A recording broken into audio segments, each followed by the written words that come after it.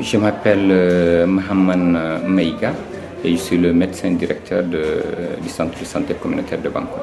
J'ai passé par plusieurs étapes. Je suis arrivé dans les années 90-91 au CESCOM de Bankoni. C'était pour travailler sur la malnutrition dans les quartiers périphériques de Bamako. Donc pendant plusieurs années, j'ai travaillé sur ça. Et après, j'ai dirigé le centre de l'enfant du CESCOM de Bankoni pour relancer le système de vaccination, de récupération et d'éducation nutritionnelle. Et après, j'ai occupé le poste de médecin-chef. Et depuis 4-5 ans, je suis le directeur du centre de santé.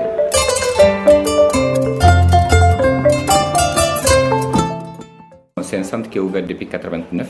C'est le premier centre de santé communautaire et qui a changé complètement la politique sanitaire du pays, parce que c'est à partir d'elle que le système de santé communautaire est né. D'autres organisations communautaires existaient, mais le système de santé communautaire est né à Bankoni grâce à la population de Bankoni. Et le fait qu'on était les premiers nous a amené quand même à mobiliser la population et de Bankoni et celle des environnants.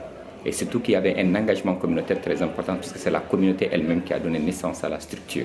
C'est complètement différent d'aujourd'hui où il y a une carte sanitaire et en fonction de ça, les structures ouvrent. Donc à cette période, c'était le besoin.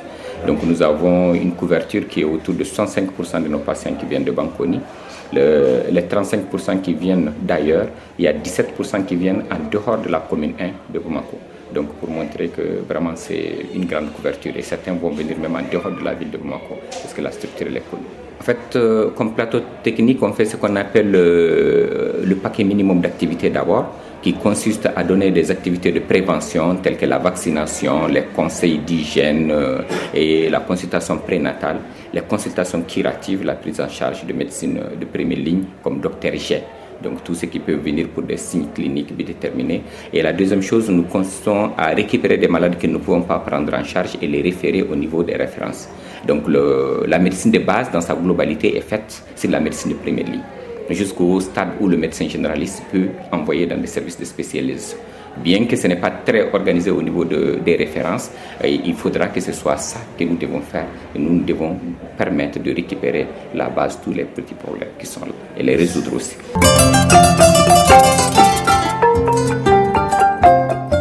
Le laboratoire de la Sakoba est ouvert depuis 1991. Grâce à Santé-Site, qui est un organisme. Et à cette période, il n'y avait vraiment pas où envoyer. Le centre de santé de référence n'était pas organisé, il ne disposait même pas de laboratoire. Même aujourd'hui, nous ne faisons plus d'analyse que nos centres de santé de référence, puisque nous faisons de la biochimie et tout un cadre. Donc, vu aussi la fréquentation, nous travaillons avec à peu près une dizaine de médecins, 5-6 sages-femmes, 5-6 infirmières d'État, etc. Donc nous travaillons vraiment avec une équipe très étoffée. C'est une grosse structure qui peut recevoir jusqu'à 200-300 malades par jour. Donc vu le volume de ces activités, le paquet minimum est un minimum qu'une communauté doit faire. Mais il n'y a pas de paquet maximum pour la communauté. Si la communauté trouve qu'un laboratoire améliore son état de santé, elle peut aller vers là. Donc on a fixé plutôt un paquet minimum. Ça c'est le minimum que vous devez faire pour être structure de santé communautaire. Mais ça ne vous limite pas dans ce que vous faites. Donc c'est dans ce cadre qu'on a évolué vers le laboratoire, mais le laboratoire est ouvert depuis 1990-1991. Donc c'est vraiment un vieux laboratoire qui est là depuis un certain temps.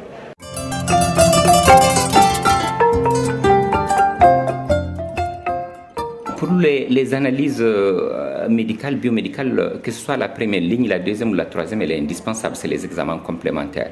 Ils complètent un technicien, ils complètent le médecin. C'est pour le médecin d'abord. C'est à lui de convaincre son patient de les faire parce que c'est à lui que ça va donner les informations qui lui permettent d'avancer. Maintenant, quelles sont nos relations? En fait, nous avons un laboratoire de premier niveau. Juste quand par exemple, je prends un exemple tout bête, on fait un test d'ML. Si le test d'ML est positif, nous sommes obligés pour l'électrophorèse de référer dans les laboratoires qui ont plus de moyens. Nous faisons des albumines dans les urines, nous trouvons l'albumine ou le sucre dans les urines, nous sommes obligés de référer dans des laboratoires qui ont plus de moyens pour faire des créates, pour faire des azotémies et autres choses, etc. Donc c'est un laboratoire de premier niveau que nous avons, donc qui permet de référer vers d'autres laboratoires, qui identifient. Aujourd'hui, nous sommes un centre presque de recherche parce que nous avons beaucoup d'étudiants thésards qui sont là.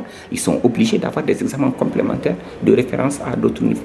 Maintenant, ce qui est des patients, en fait, moi, je ne crois pas que c'est forcément de la réticence. Mais il faut tenir compte aussi du pouvoir d'achat des populations dans un cadre bien déterminé. Quand on travaille dans un quartier comme Bankoni où le pouvoir d'achat est très bas, parfois, on est confronté, même quand nous évacuons des malades, les gens ils préfèrent aller retourner à la maison que de se retrouver au centre de santé de référence ou à l'hôpital où on va leur demander de payer plus qu'ils ne peuvent. Donc ce cadre, ce n'est pas seulement des analyses ou d'autres choses, mais elle va se retrouver dans toute la pratique de la médecine et de la médecine de misère que nous faisons quotidiennement.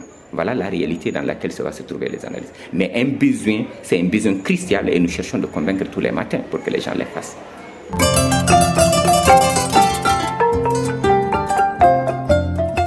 Le premier message que je vais faire passer, quand même, il faudra tenir compte du pouvoir d'achat, parce que là, c'est très important et ça, je le ferai passer pour ceux qui sont de l'autre côté. Parce qu'il y a des populations comme les nôtres qui ont des moyens très limités et je crois que la santé doit être subventionnée dans tout son cadre et subventionnée de telle ou telle manière. Ça, c'est un premier message que je vais faire passer. Le deuxième message, c'est une communication. Il faudra que les patients, qu'on communique avec eux, qu'ils comprennent la nécessité. Parce que les gens, ils seront prêts à payer une moto, à payer une voiture, autre chose, mais ils ne sont pas prêts parfois parce qu'ils n'ont pas compris ou bien parce que la tradition, les coutumes ne sont pas faites d'examens complémentaires. Donc, il faudra que nous communiquions, que nous échangeons avec les patients, qu'ils comprennent ce qu'on attend d'eux. Pas leur tendre une fiche d'analyse et leur dire il faut aller faire ça seulement, mais les échanger avec eux pour qu'ils se comprennent. Le troisième point essentiel que je vais faire, c'est une communication entre les prescripteurs et les laboratoires. Parce que généralement, là aussi, il y a un autre blocage qui se crée. Et les gens, souvent, ils vont sur des relations d'individus, pas des relations de qualité.